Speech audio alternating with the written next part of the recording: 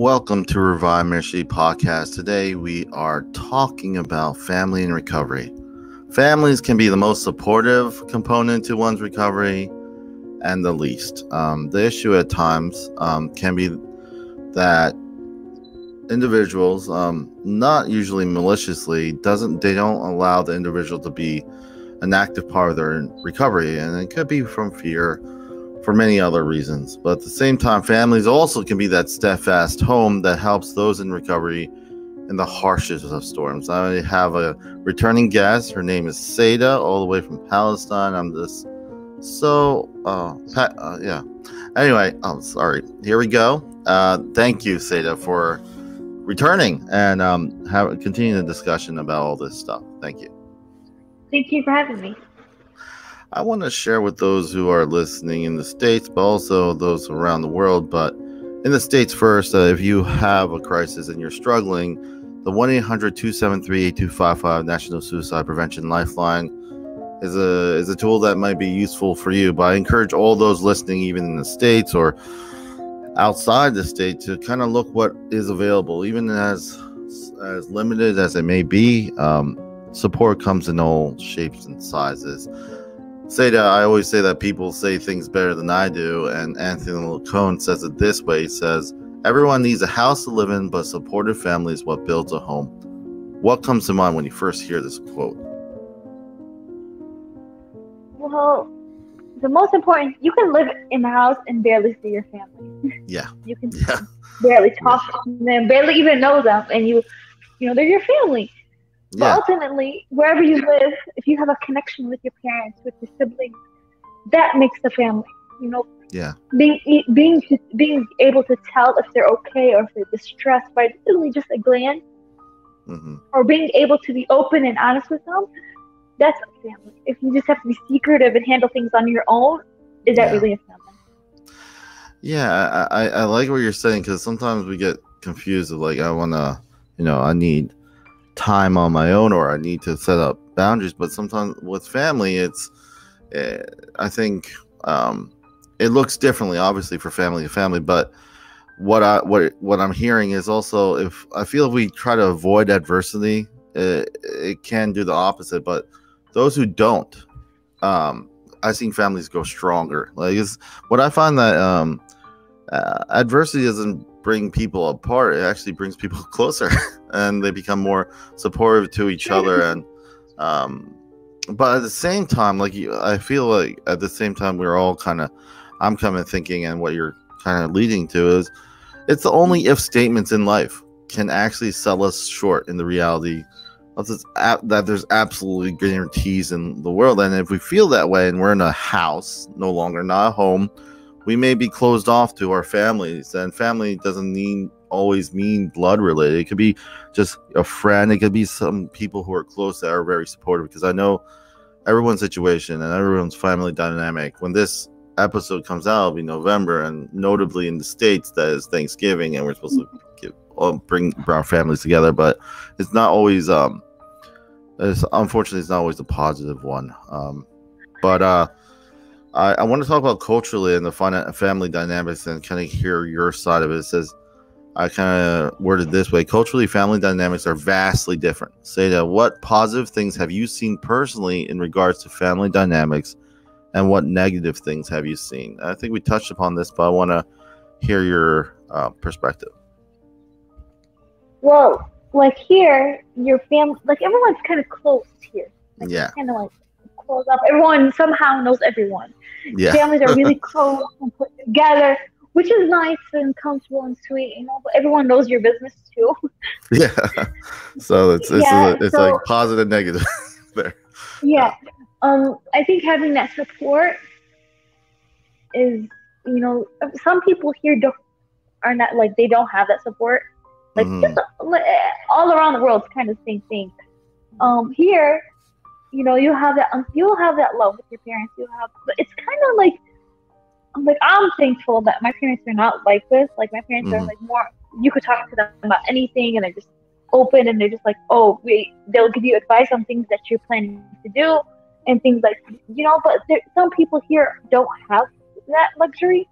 Like Mm-hmm. they have to be like they have to keep certain aspects of their life closed off because some parents wouldn't have that open mindset of saying, Yeah. oh wait, like for example, my parents, they were like, oh, you want to write a book, do the book, we Yeah. support you 100%.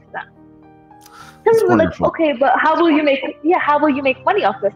How will you live? How will you Yeah. one, two, three, instead of being yes, let's do it. So they would have to keep certain aspirations of their in their life to themselves. I think that's every family dynamic. It doesn't have to do Yeah. culturally. Well, there's a lot of fear. I can't I myself. I don't have any kids, but my brother has 4. So I'm just like I don't know.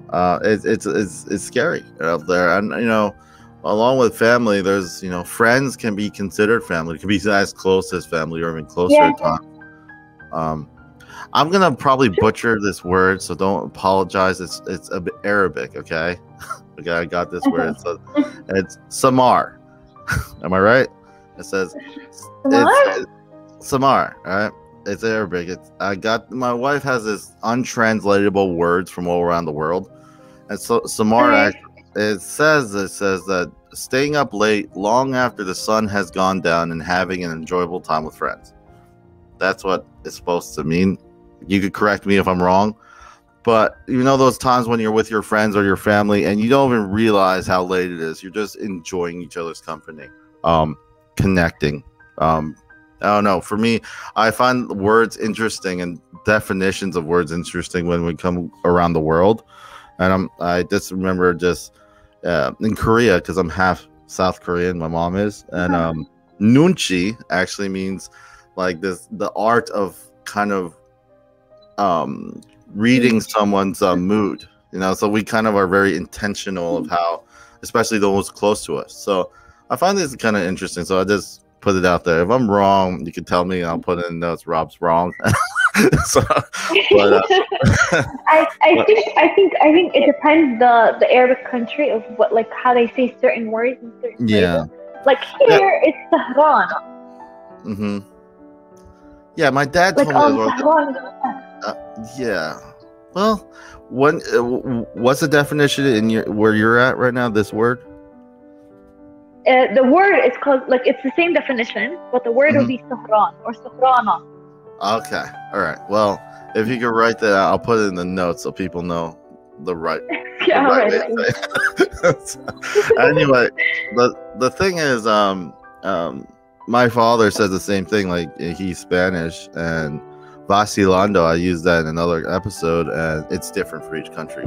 How you say it and what it means, but it generally means embracing the journey.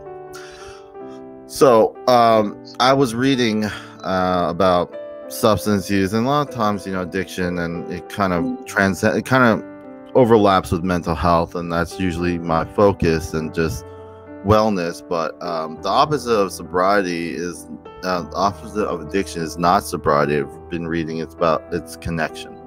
I found that interesting, and they also said that sometimes we're asking the wrong question, not why are you doing this, you shouldn't be doing this, but what happened. I thought that was interesting. And I like that. Yeah, so in the States, like I said, when this episode airs, it'll be getting closer to Thanksgiving, which it could be triggers for some. The family can't be that I don't want to, I'm so busy, I can't be there moments.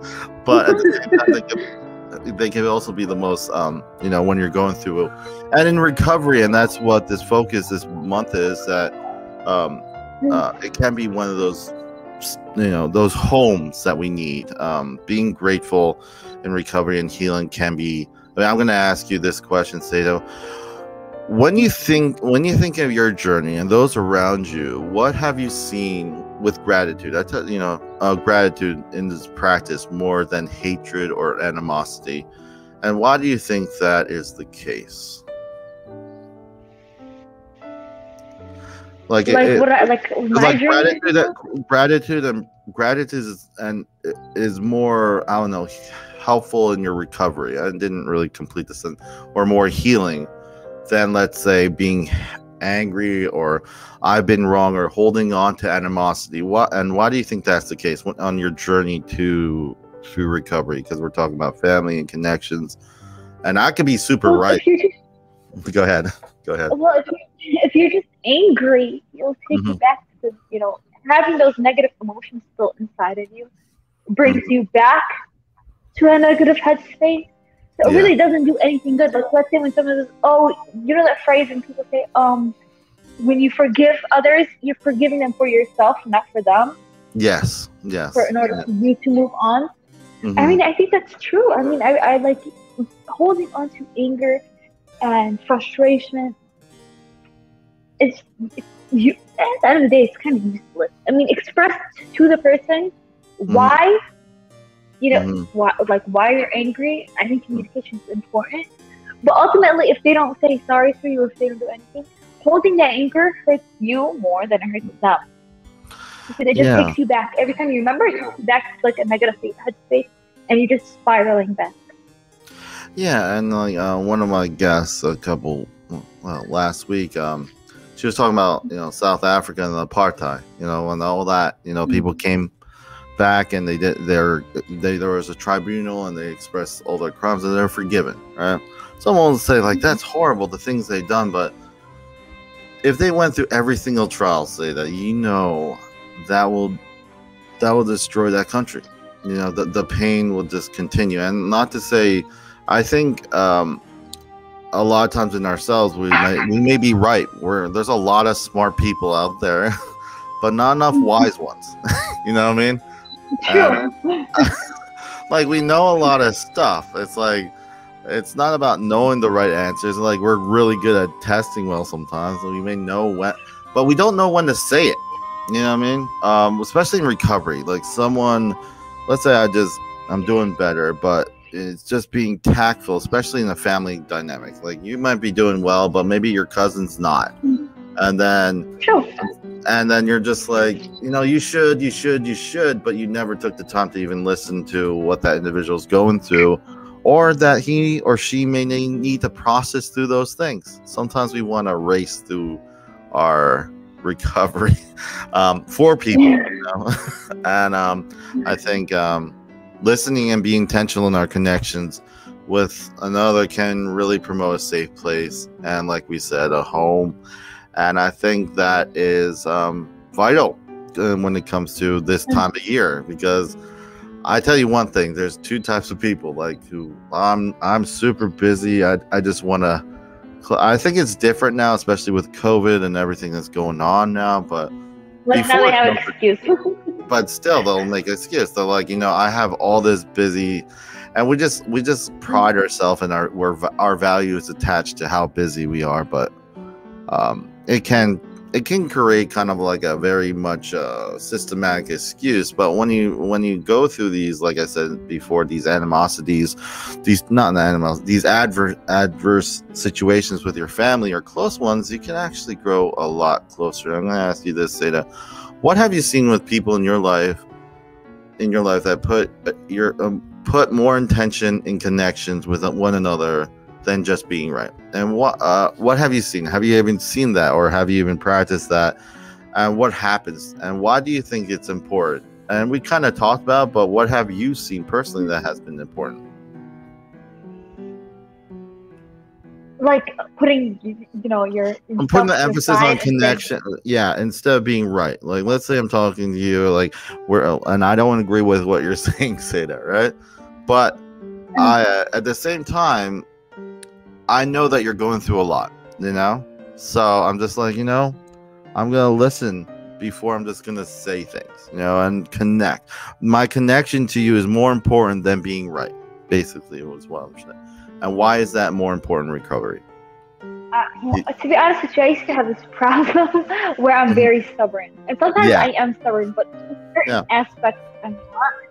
But I used to be stubborn, like I had to be right, or it's the end of the world, I guess.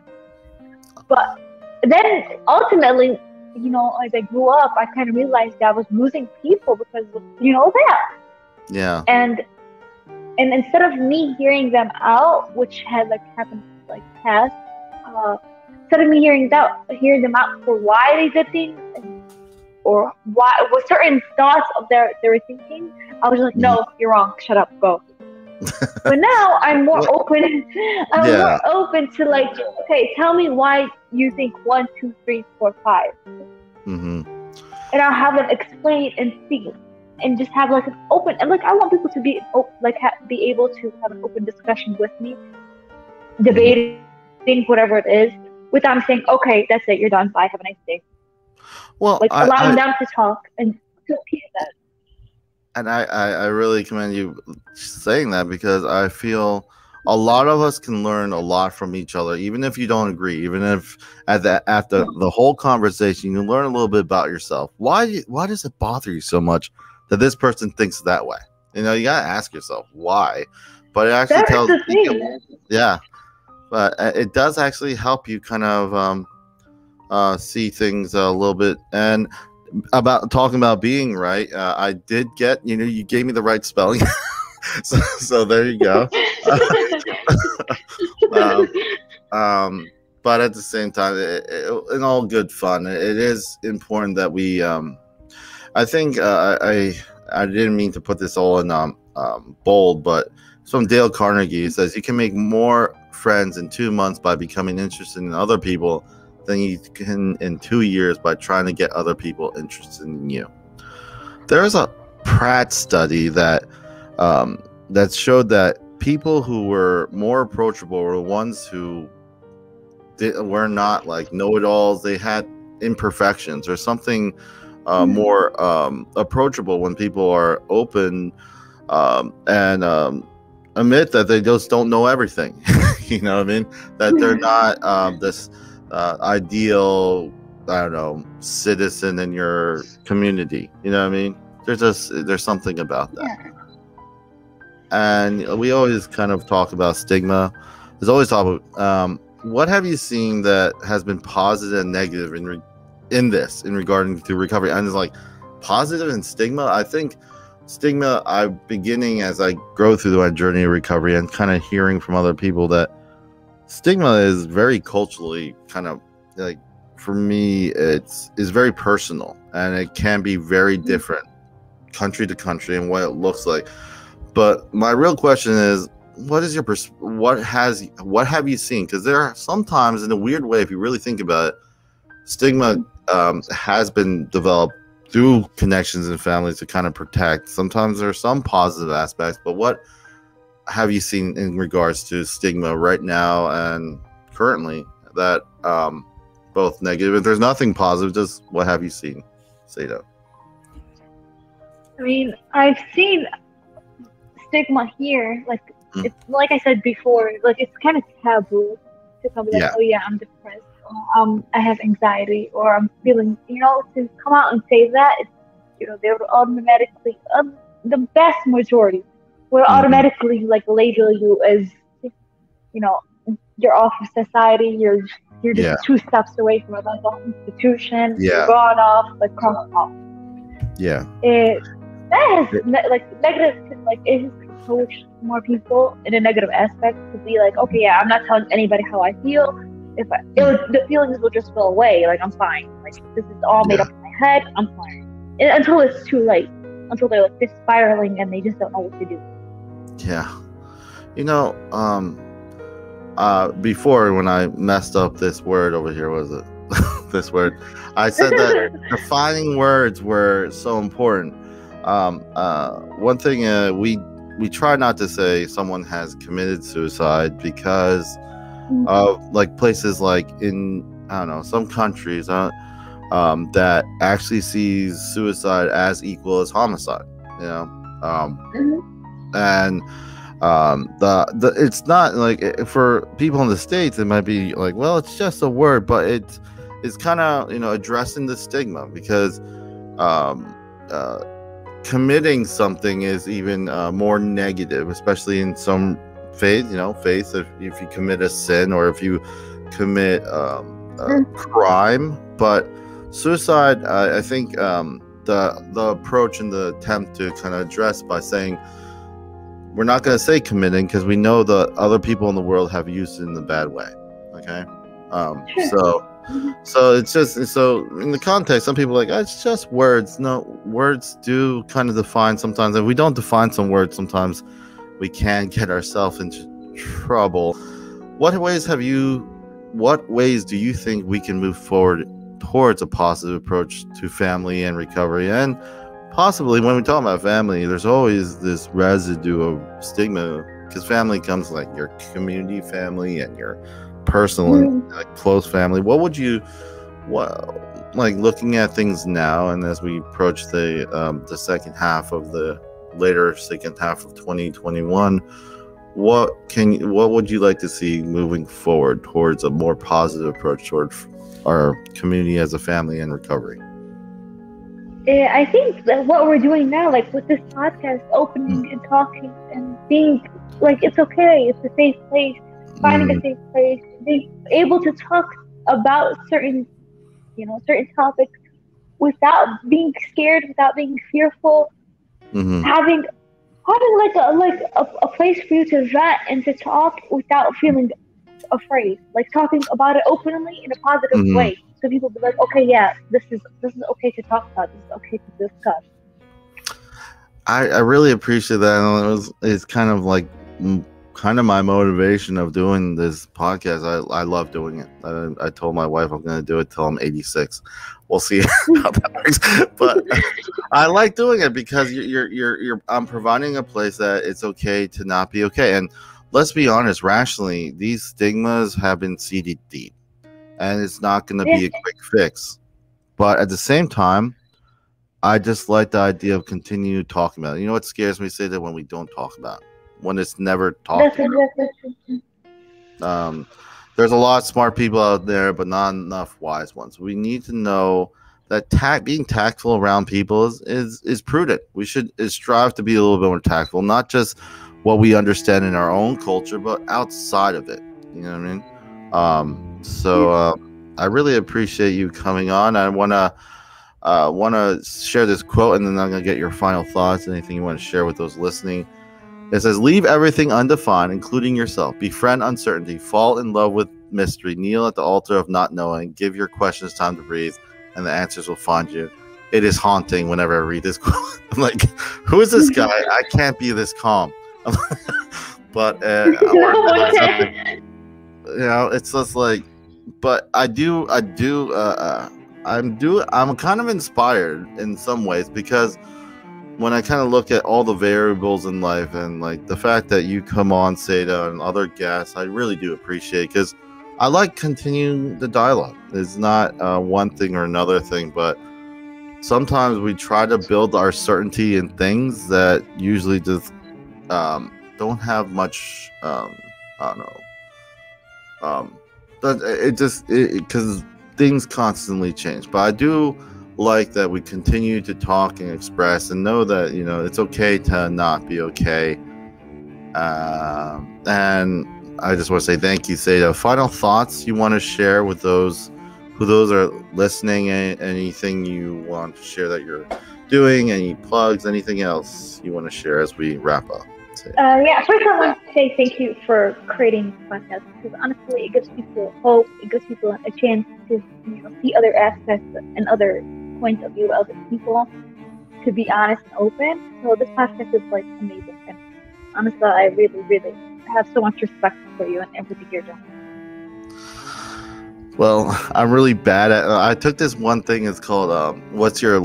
It's a segue of love languages, but it's really about appreciation. And my thing is, I'm really bad at positive affirmation, but I really appreciate what you said. Say thank you.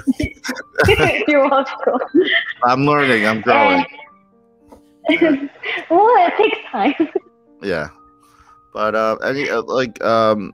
your book, is it still out? It's still it's in the public, because of COVID it got postponed a little bit, but it's in the publication process. But if anybody wants to, I have an Instagram, Read with Saeda. Okay. You guys can check it out and follow me. Okay, I'll put that in the notes for those listening, watching. Again, thank you, Saeda, for sharing your insight with us today. I do plan on having you return. But for those watching, you can always stay updated with Revive Ministries at ReviveMinistriesFL.com. This is goodbye from Revive Ministries Podcast, leaving with the last quote. It says, one of the most basic instincts is not for survival, but for family.